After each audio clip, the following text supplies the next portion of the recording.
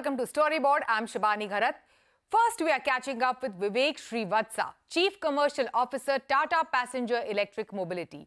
Tata Curvv is set to be launched in August in EV form first, followed by the ICE variant in a few days after.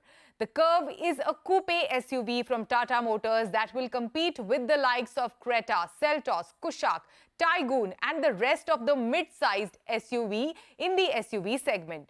Vivek is speaking with us about the positioning of the new Curvv being a market leader in EV in terms of market share in India.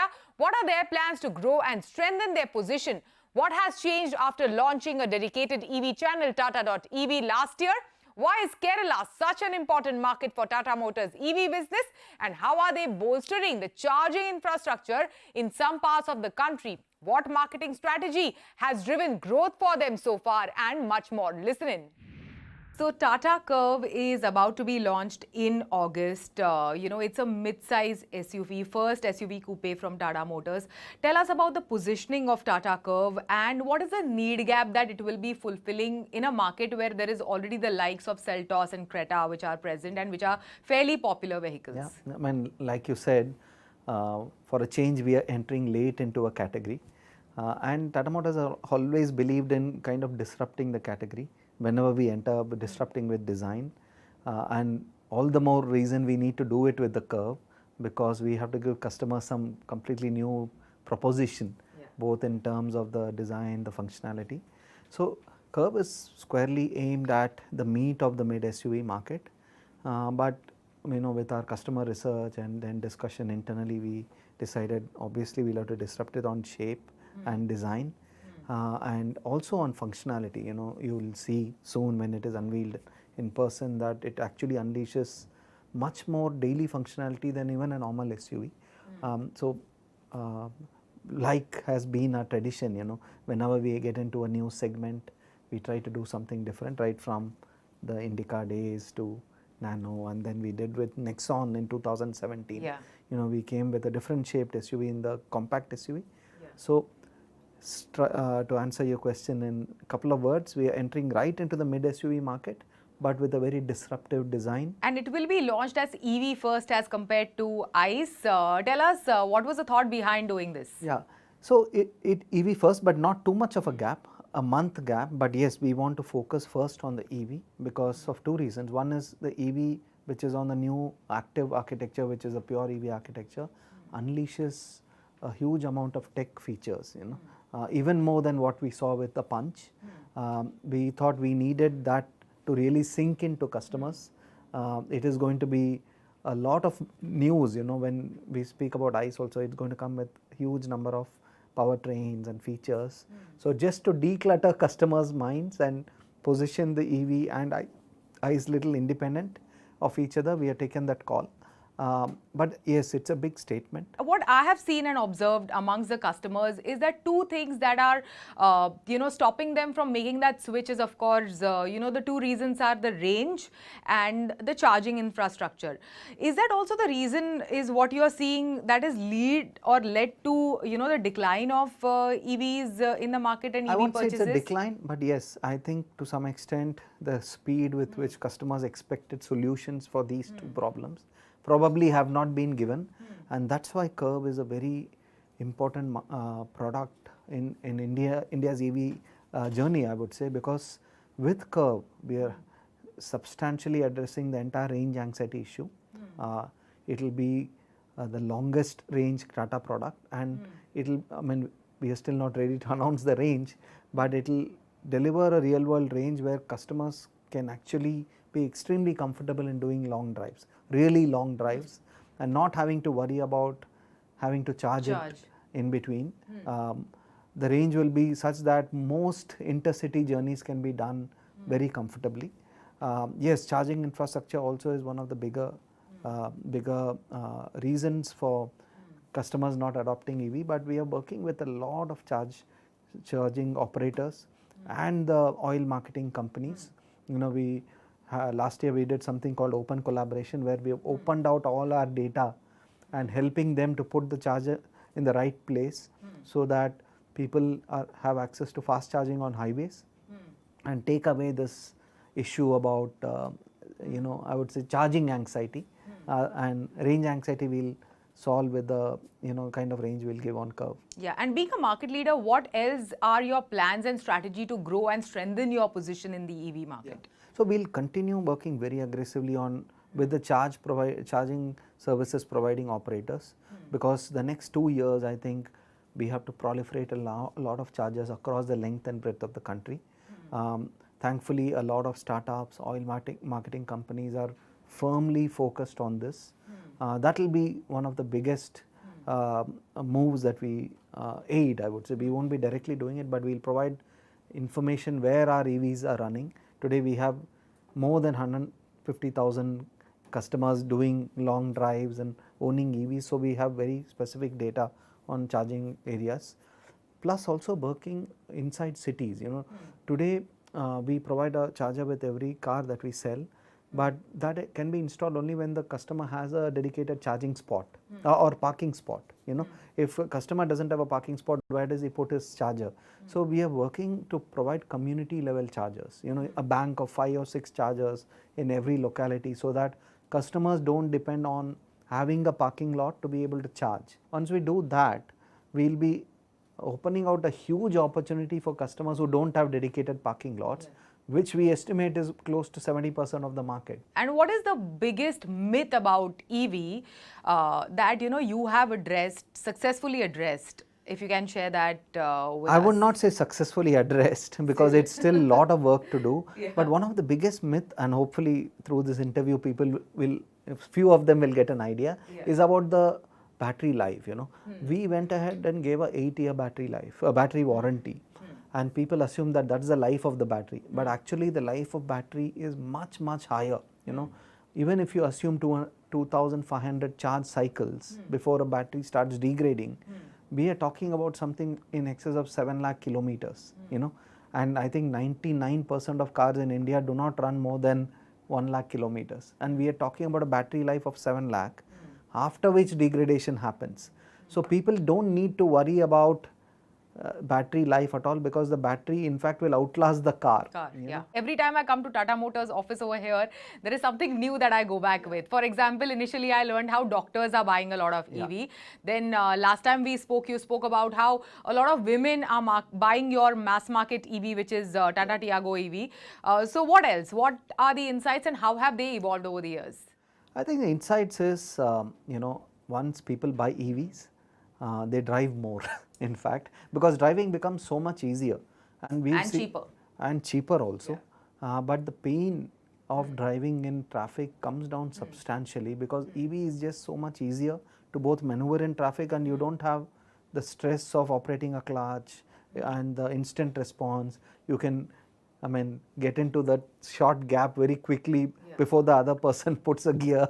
So on an average, once a person buys an EV, his driving goes up by 30%, because one is it's cheaper, second is there's no stress of driving, so, and they start enjoying the drives. So that is one big realization we had, that if somebody is doing 100 kilometers in a month or 1000 kilometers in a month, it goes to 1300, 1400 in a month when they buy an EV. So probably because it's cheaper, because it's easier to, and it's just a better space to be in, and maybe it's more enjoyable also. About a year ago, you launched a dedicated platform for EVs, which is Tata.ev. How has it helped your efforts in, furthering the penetration of EV in the country? Hugely, in fact. I would say we opened our first store in Jan, so it's about 7 months now. And also our first EV exclusive service center in Gurgaon. Customer feedback, customer experience is what we wanted to deliver, which is more akin to buying a tech product. Feedback from our customers have been fantastic. The stores themselves have become a bit of destination, like some of the other famous retail outlets. The store itself is a destination. We have been able to specifically take care of the EV customer specific needs. The service center, it caters only to EVs, and that's where we have seen a huge uptick in satisfaction, because the quality of service is better, because these guys are specialists in EVs. We've released much needed bandwidth. Today on the ICE side, there's a bit of rush in our service centers, and sometimes it affects the quality of service delivery. But here, people take their time and work in a very, I would say, dedicated manner on EV. So customers are extremely happy on the service side as well. We will soon be expanding this now.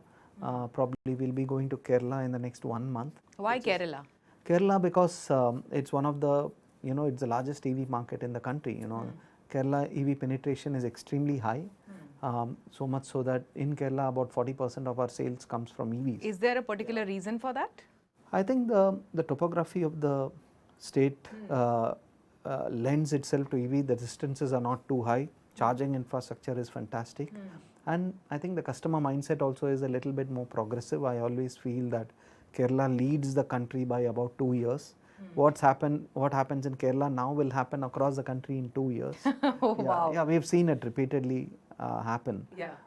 And we also needed to expand our network bandwidth, because since EVs are selling so much, the dealers had to manage many more models there, and probably we needed 2 independent setups to cater to our ICE customers fully and also the EV customers fully. Wow. And we have so many EVs coming up now, so we need to have that 2 different networks to squeeze out the potential on both sides. Yeah, and also tell us about the marketing efforts towards promoting and pushing your EV vehicles. How are they different from let's say marketing efforts for ICE? Yeah. So see, while we are very happy to be dominant market leaders on the EV side, the pressure is that if we have to grow, we can't conquest market share from anybody. We have to grow the category itself. And growing the EV category is probably pretty challenging in the last 1 year or so, with a lot of issues around the globe and a narrative being driven in different ways. So the challenge for marketing is not about building awareness, etc., but it's about breaking myths, getting more people to come and try out EVs. So it's almost like category creation, and that's why we actually focus about 70% of messaging on our marketing spend towards category growth rather than saying buy a Tata Motor EV. So we believe that if we grow the category, we'll grow automatically. It is a bit of challenge sometimes when marketing ROIs are calculated, saying how much you spend and how much you actually sell. The cycle is very, very long for the EV category. But efforts are on. You would have seen, like I mentioned earlier, our ads on IPL or on TV or anything that we communicate is more to grow the category, more to break myths about EVs, rather than say that my product is better than the competitor product, which is what happens on the ICE side. On the ICE side, it's about you have a fixed market. It's about who takes how much share. Whereas here, the category is so small, it's about how do we grow the category. So it is a little bit of a challenge, but I'm sure we'll have effort. The positive side is Indian consumers are more and more getting interested in EVs. If you look at the number of people visiting our websites over the last 4 years, it has grown 200 times. Number of inquiries we get on a month-to-month basis.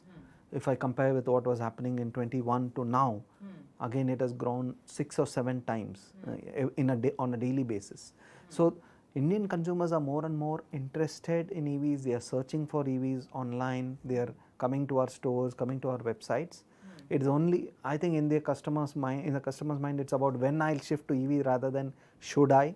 I think that when is getting pushed a little bit because of many things. I think they're waiting for charging infrastructure to grow. They're waiting for the suite product to come in, and also this, different news about EVs versus other technologies that are going around.